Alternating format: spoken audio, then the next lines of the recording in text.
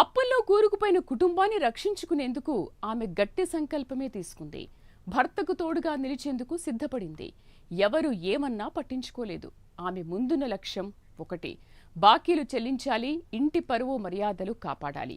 ఎద్దేవా చేసిన నోళ్లకు తాళం వేయాలి.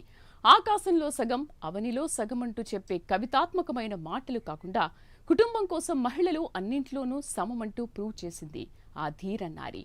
బలిష్ఠులైన మగమహారాజులు వేసే పంచర్ల షాపులోకి తాను కూడా అడుగుపెట్టింది.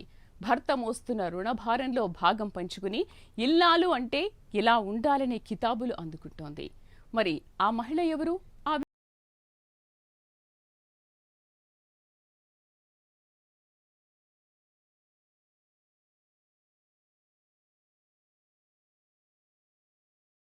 ఇనుపరాడ్లు, రెంచీలతో అలవోకగా వాహనాల చక్రాలు విప్పుతూ ట్యూబులకు పంచర్లు వేస్తూ ఉన్న మహిళ పేరు షేక్ షంషూన్. ఫిరంగిపురానికి చెందిన మస్తాన్ వలీ, రంజాన్ బీ దంపతులకు ముగ్గురు ఆడపిల్లలు. ఆ ముగ్గురు సంతానంలో ఒకరు షంషూన్. ఊళ్ళోనే 5వ తరగతి వరకు చదువుకుంది. 12ఏళ్ల క్రితం ఎడ్లపాడు మండలం బోయపాలెంకు చెందిన దర్యాతో పెళ్లైంది. దర్యా హైవేపై ఉన్న పంచర్ల షాపులో పనిచేస్తూ ఉండేవాడు. ఆదాయం అంతంత మాత్రంగానే ఉండేది. దీంతో బోయపాలెం హైవేపై ఉన్న పెట్రోల్ బంక్ వద్ద పంచర్ల షాపు ప్రారంభించాడు దర్యా. ఆ సంపాదన సరిపోకపోవడంతో కొద్దికాలం తర్వాత అప్పు చేసి ఓ లారీ కొన్నాడు. లారీ కొన్నప్పటి నుంచే వారి జీవితంలో కష్టాలు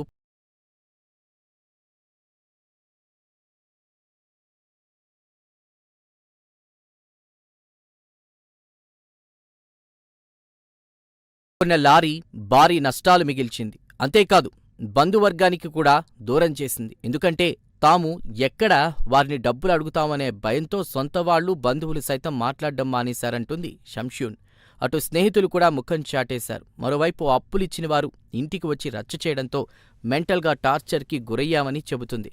రుణదాతలు అవమానకరమైన రీతిలో బూతులు తిడుతూ మానసికంగా వేధించిన తీరు తలుచుకుంటే చాలా బాధేస్తుందని గుర్తు చేసుకుంటుంది. 2 బిడ్డలకు అన్నం పెట్టలేకపడిన ఆవేదన వర్ణనాతీతమని చెబుతుంది. పిల్లలకు మంచినీటితో కడుపు నింపి నిద్రపుచ్చితే వారు రాత్రివేళల్లో ఆకలి అంటూ ఏడ్చిన సందర్భాలు కూడా ఉన్నాయని గుర్తు చేసుకుంటుంది. 10 లక్షల అప్పు ఎలా తీర్చాలో తెలియక తన భర్త అప్పులవాళ్లకు భయపడి ఇంటికి కూడా వచ్చేవాడు కాదని, ఆ పోరు భరించలేక భర్త ఆత్మహత్య చేసుకునేందుకు ప్రయత్నించాడని, ఇలాంటి ఘటనలే తనలో మార్పు తెచ్చాయని చెబుతుంది షంషూన్. మేము చాలా కష్టాల్లో నుంచి షాప్లో కూలి పోయా, అది సరిపోలేదని చెప్పి మామూలుగా మా భర్తకి అండగా ఉండాలని చెప్పి నేను కూడా ఈ పని నేర్చుకొని నేను చేస్తున్నాను పని. మామూలుగా మా ఆయన చేస్తున్నారు పని అని చెప్పి అందుకని నేను కూడా నేర్చుకోవాలని చెప్పి నేర్చుకొని నేను కూడా చేస్తున్నాను. లారీ కొన్నాం, లారీ కొని నష్టపోయినాక ఇంకెన్నో అప్పులోళ్ళు చాలా టార్చర్ చేస్తున్నారు డబ్బులు. అందుకని మేము ఇదే పని చేసుకుందాం ఇద్దరం అని చెప్పి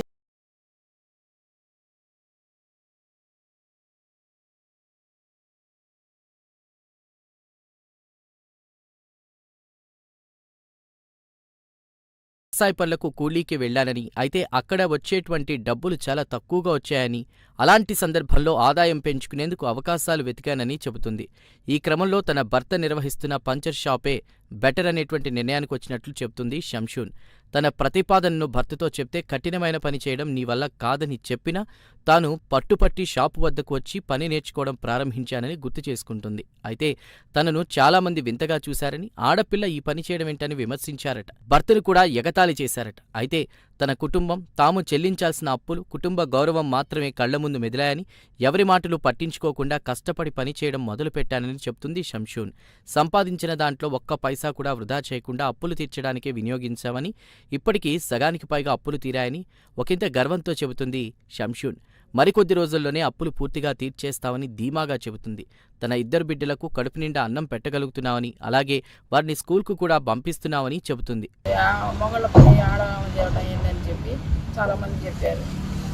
తప్పు చేసినాక కూలి పోయినా సరిపోవట్లేదని చెప్పి ఇంకా నేను కూడా ఆయన ఒక్కరు ఎట్లా చేసుకోవాలని చెప్పి నేను కూడా వచ్చాను.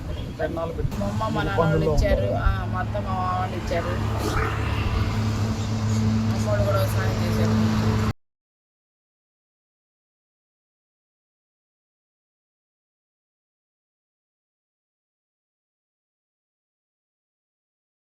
2.5 ఏళ్లుగా ఈ పని చేస్తున్నానని, పెద్ద పెద్ద వాహనాలు వచ్చినా తనకిప్పుడు భయం లేదని, వాటికి కూడా అవలీలగా పంచర్లు వేస్తున్నానని చెబుతుంది. భర్త కష్టాల్లో ఉన్నప్పుడు తాను తోడుగా ఉండి కుటుంబాన్ని ఒడ్డెక్కించేందుకు సహకరిస్తున్నానని, చాలా మటుకు అప్పులు తీర్చేశానని షంషూన్ ఎంతో ఆత్మవిశ్వాసంతో చెబుతుంది. ప్రస్తుత కాలంలో చిన్న చిన్న కష్టాలకే భయపడిపోయి ఆత్మహత్యలు చేసుకుంటున్న పరిస్థితుల్లో సూసైడ్కు సిద్ధమైన భర్తకు ధైర్యం చెప్పి కుటుంబ గమనాన్నే మార్చేసిన షంషూన్ నిజంగా మహిళలకు ఆదర్శమనే